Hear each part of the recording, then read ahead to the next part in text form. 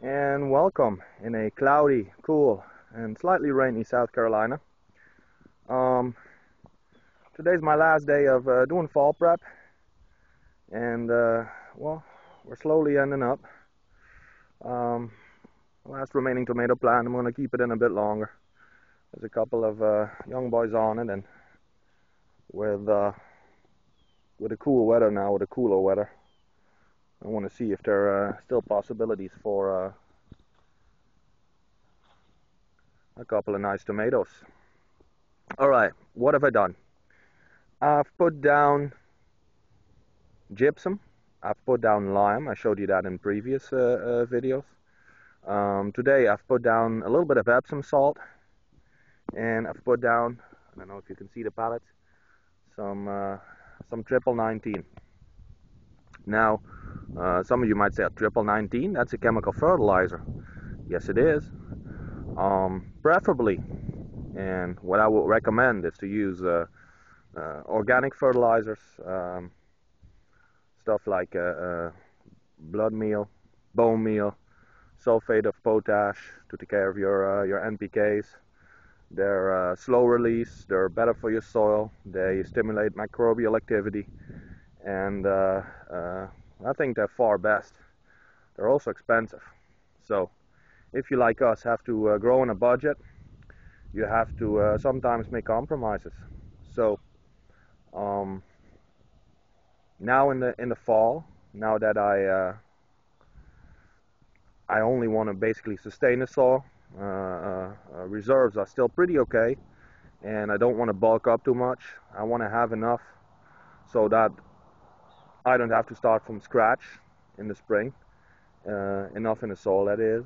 And some of the fertilizer I'm putting down today, triple 19, the magnesium, the Epsom salt, is gonna, to a degree, feed the cover crop that I'm gonna plant.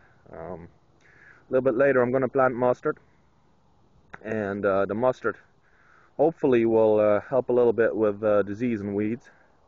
Now I've read a lot of contradicting articles, but I'm willing to take a shot.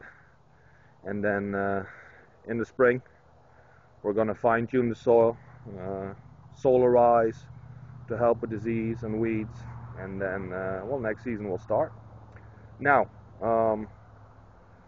I've put down the fertilizer, and I want to have a pretty firm seed bed for the mustard later on.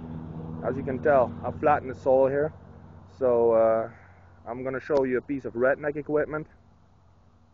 There it is, Redneck agricultural equipment, a pallet with chicken wire.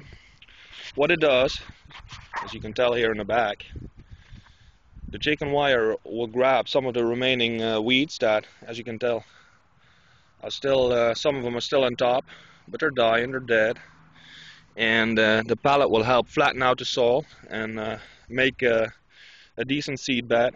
So after tilling and walking, the soil's pretty fluffy, and it's hard to plant on that. So what we do is we drag the pallet, which not only incorporates the fertilizer shallow, but it also provides and makes for a nice and flat seed bed for the mustard.